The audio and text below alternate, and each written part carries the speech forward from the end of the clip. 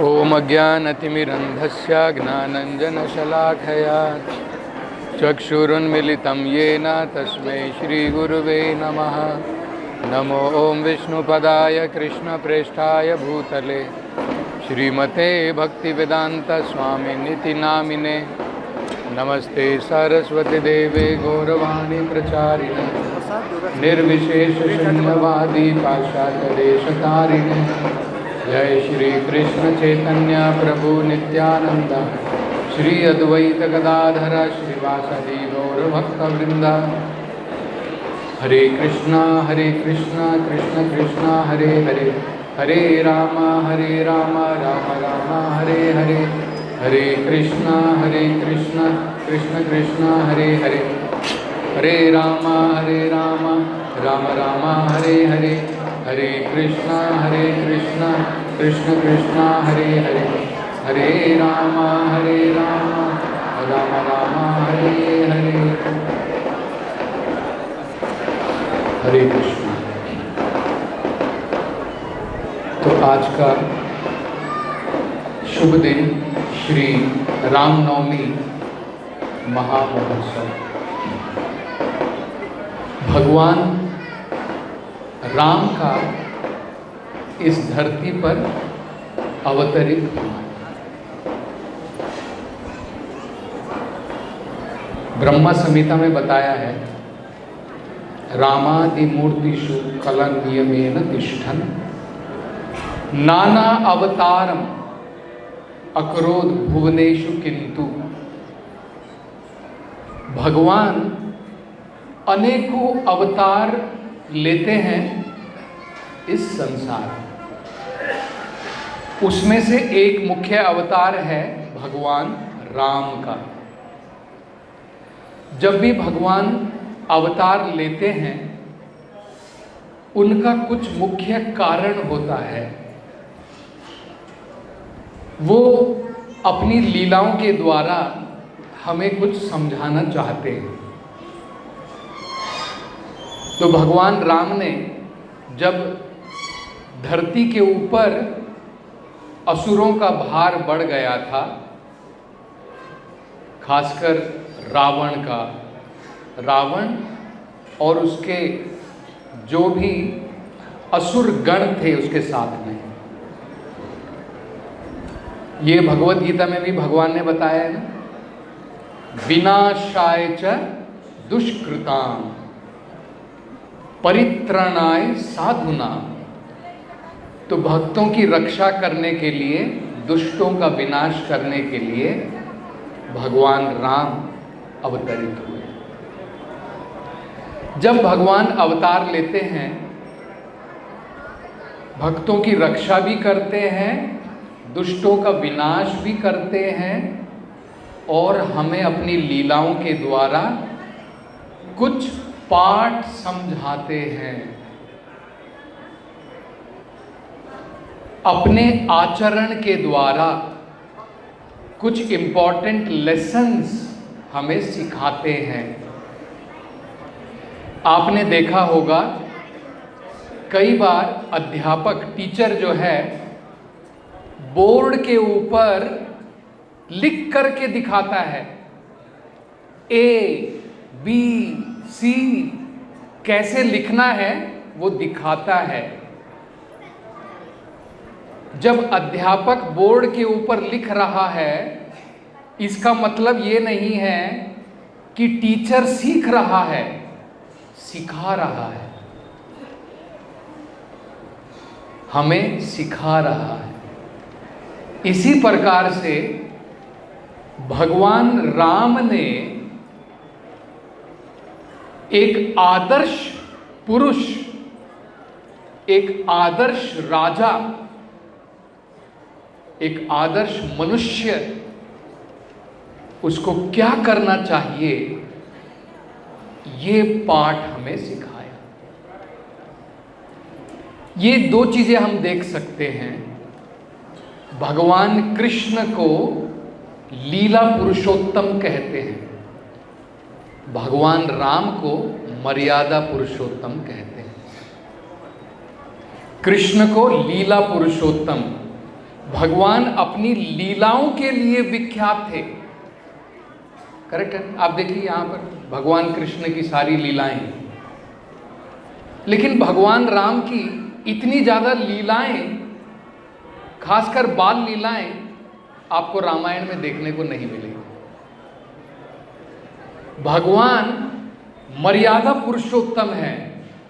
मनुष्य जीवन में हमें क्या मर्यादा रखनी चाहिए, किन रूल्स का पालन करना चाहिए, ये सिखाने के लिए भगवान राम स्वयं अवतरित हुए।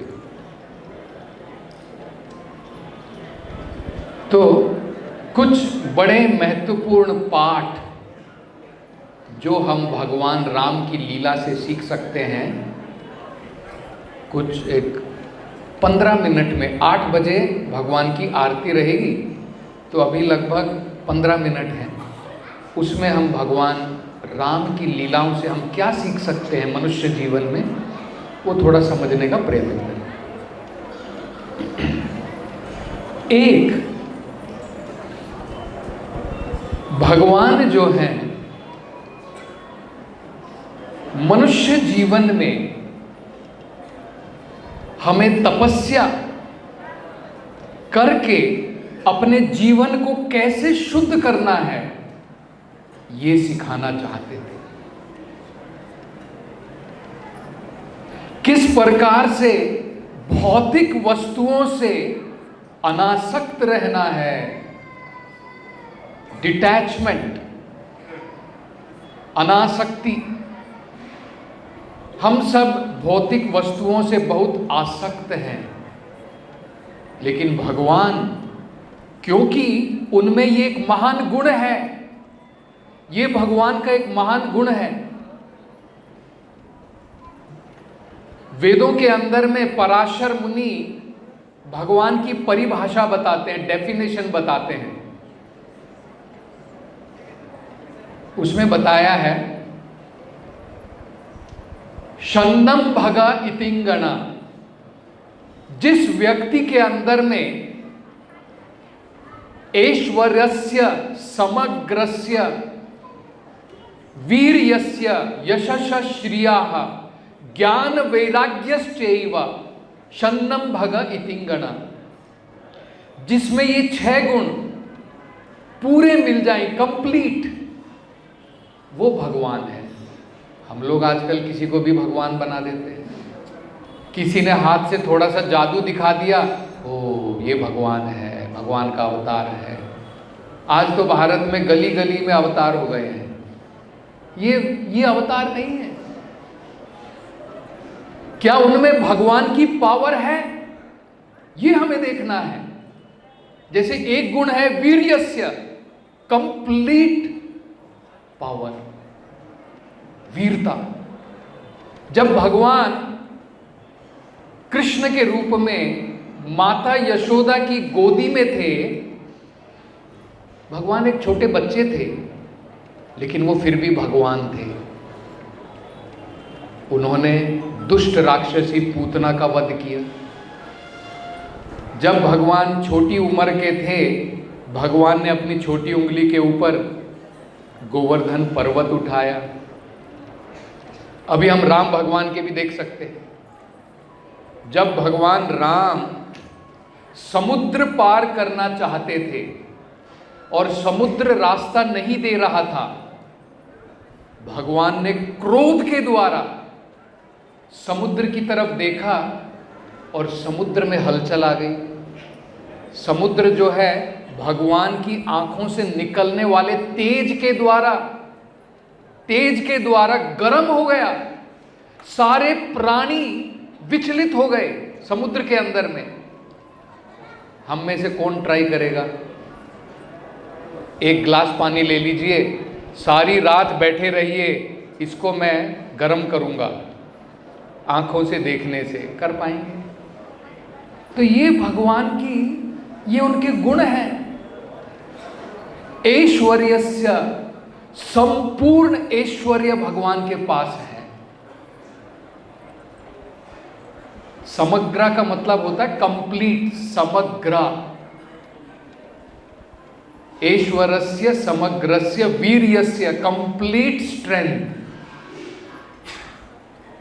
यशः कंप्लीट फेम, पूर्ण यश है भगवान के पास में। ऐश्वरस्य समग्रस्य वीर्यस्य यशः श्रियः, कंप्लीट ब्यूटी है। राम भगवान की सुंदरता, भगवान कृष्ण की सुंदरता, उनका कोई तुलना नहीं है, कोई कंपैरिजन नहीं है। ज्ञान वैराग्यश्चैव, कंप्लीट नॉलेज है। ये जो भगवत गीता का ज्ञान है उसका कोई पैरेलल नहीं है। और पूर्ण वैराग्य, कंप्लीट डिटैचमेंट। आप में से देखते हैं कौन कितना डिटैच्ड है। आप सारी जिंदगी पैसा कमाते हैं कठोर परिश्रम करके, आपको कोई बोले जो आपने कमाया है पूरी जिंदगी दान में दे दो, दे देंगे? 5% 10% भी देने में बड़ी मुश्किल होती है। लेकिन भगवान को देखिए, उनका सब कुछ है। ईशावास्यम इदम सर्वम, सब कुछ भगवान का है। लेकिन भगवान यहां पर आकर के भोग नहीं रहे हैं। भगवान ने ये संसार हमको दे दिया है, तुम जाकर के भोग करो। ये कंप्लीट रिनाउंसिएशन राम भगवान ने ये दर्शाया, कंप्लीट रिनाउंसिएशन, पूर्ण त्याग।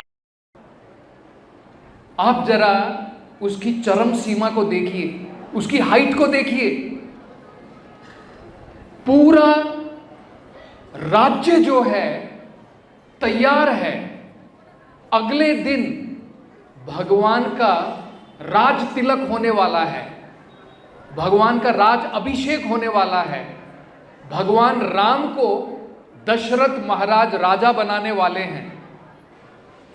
पूरे राज्य में तैयारी चल रही है। सूर्य उदित होने से पहले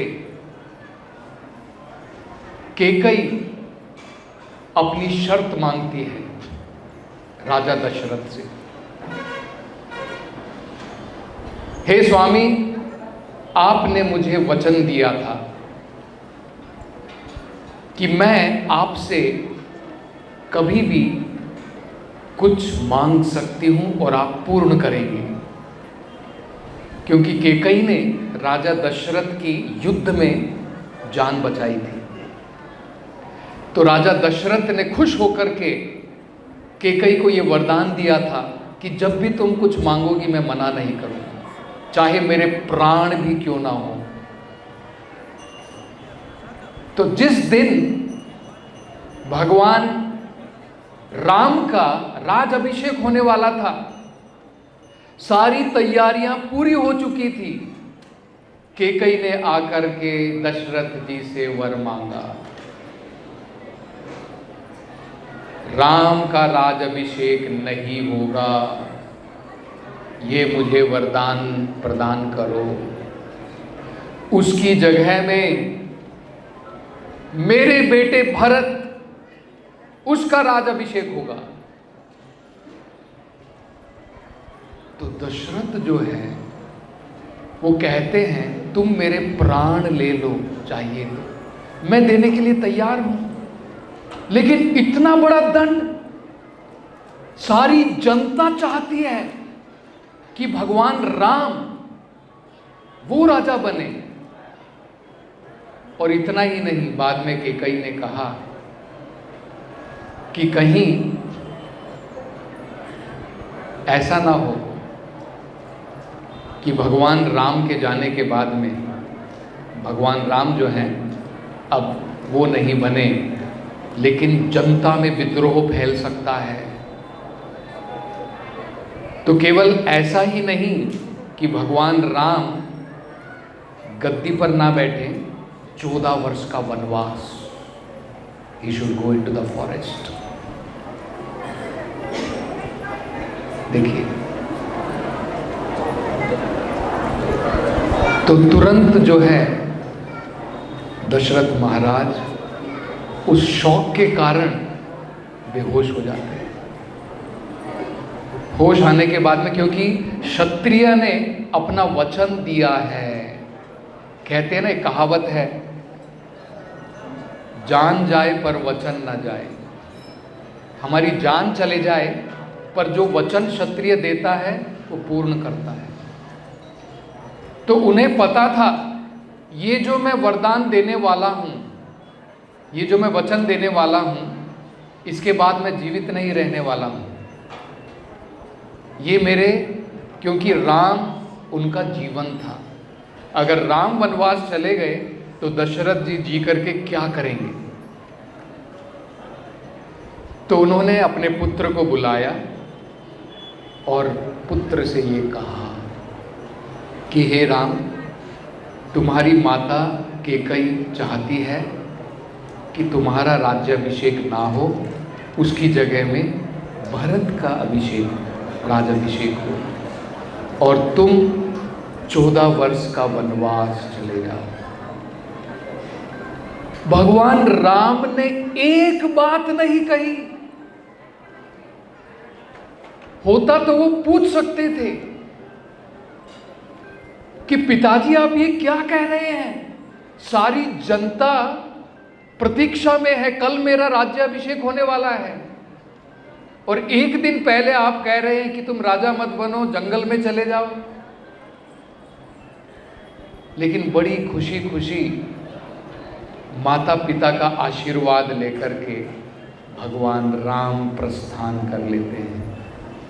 ये भगवान का त्याग है, कोई कर सकता है? हमारा तो हार्ट अटैक आ जाएगा, है ना। मान लीजिए आपको प्राइम मिनिस्टर बनाने वाले हैं, है ना, और रात को पता चले आप नहीं बने तो हो सकता है हार्ट अटैक आ जाए। लेकिन देखिए, ये भगवान का त्याग है। ये भगवान सिखाना चाहते हैं संसार में क्या है। हम लोग इतने आसक्त होते हैं अपने धन दौलत, अपने बैंक बैलेंस, हमारे परिवार से, हमारे बंगलों से, अनेकों प्रकार की चीज़ों से। जितने ज़्यादा हम आसक्त होंगे उतना ज़्यादा कष्ट भोगेंगे, ये हमें पता नहीं। जितनी ज़्यादा भौतिक टेम्परेरी चीज़ों से जितना आप अटैचमेंट बढ़ाएंगे उतना ज़्यादा कष्ट भोगेंगे। तो वेदों के अनुसार मनुष्य जीवन धीरे धीरे वैराग्य के लिए बना है, वैराग्य के लिए बना है। इसलिए वैदिक सभ्यता में पहले ब्रह्मचार्य, बाद में गृहस्थ जीवन, और पूरी लाइफ गृहस्थ जीवन में ऐश उड़ाना नहीं है। वानप्रस्थ, हमारी जिम्मेदारी पूरी होने के बाद में पति और पत्नी अपना सारा समय आध्यात्मिक प्रगति में लगाते हैं। आजकल 70 साल 75 साल में भी लोग रिटायर नहीं होना चाहते हैं।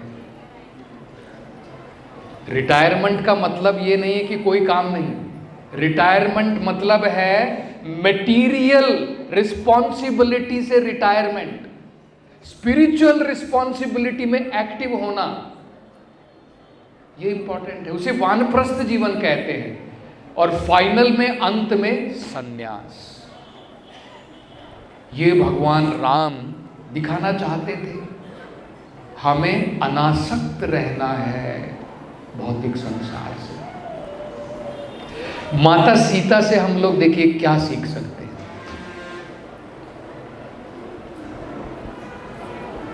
कि दुख में भी और सुख में भी दोनों समय पत्नी जो है पति की अर्धांगिनी है, हाफ पार्ट है। अगर मेरा हाफ पार्ट कष्ट में है, मैं मजे नहीं करूंगा। माता सीता आदर्श पत्नी क्या होती है दर्शाना चाहती थी। आजकल हम लोग देखते हैं, थोड़ा भी कष्ट होता है, पत्नी बोलती है पति को, टाटा, मैं अपनी मायके चली, है ना। अगर माता सीता चाहती भगवान राम से कह सकती थी, अरे ये तो तुम्हारे लिए है, तुम्हारे पिताजी ने तुम्हें वनवास दिया है, मुझे थोड़ी दिया है। ठीक है, तुम वन में जाओ, मैं अपने मायके जाती हूँ, जनक महाराज के पास चली जाती हूँ, राजा है वहां पर जाकर के रह लूँ। नहीं, माता सीता ने वॉलंटरली कि मेरे पति अगर वो वनवास कर रहे हैं, मैं घर में कैसे रह सकती हूँ, वो भी साथ में चले। ये हम सीख सकते हैं। दूसरा, भागवत में देखिए ये भी बताया है, जो व्यक्ति, राम भगवान और एक पाठ सिखाना चाहते थे, ये आपको जनरली दूसरी किताबों में नहीं मिलेगा, भागवत में मिलेगा। भागवत में रीजन बताया है भगवान के विलाप का। भगवान विलाप कर रहे हैं। जब सीता माता का हरण करके दुष्ट रावण लेकर के गया, भगवान ने कहां कहां नहीं ढूंढा माता सीता को। भगवान इसमें दो चीजें दिखाना चाहते थे। एक पत्नी व्रता। भगवान चाहते तो एक सीता क्या, भगवान के लिए लाखों सीता भगवान पैदा कर सकते हैं। ब्रह्म संहिता में बताया है, सहस्र लक्ष्मी शत संभ्रम सेव्यमानम। वैकुंठ लोक में सहस्र लक्ष्मी भगवान की सेवा में लगी है। लेकिन भगवान ये दर्शाना चाहते थे, पति का ये कर्तव्य है किसी भी परिस्थिति में अपनी पत्नी को रक्षा प्रदान करे। He has to protect his wife in any circumstances। तो उसके लिए भगवान ने पूरी लंका जला करके राख कर दी, पूरी लंका। ये भगवान दिखाना चाहते थे आदर्श मनुष्य का मतलब क्या होता है। और ये भी भगवान दर्शाना चाहते थे, भागवत में बताया है, अगर व्यक्ति भौतिक संबंधों में अत्यधिक आसक्त हो जाता है, उसका जीवन कष्टों से भरा होगा, उसका जीवन कष्टों से भरा होगा। भगवान ने अपनी लीला के द्वारा ये दर्शाया। कितने कष्ट लिए भगवान ने, जगह जगह पर भगवान भटकते रहे माता सीता के लिए। तो भगवान ये दर्शाना चाहते थे, भौतिक संबंधों में अगर हम बंद करके आसक्त रहेंगे, केवल दुख भोगेंगे संसार के अंदर। ये भी भगवान जो है अपनी लीला के द्वारा दर्शाना चाहते हैं।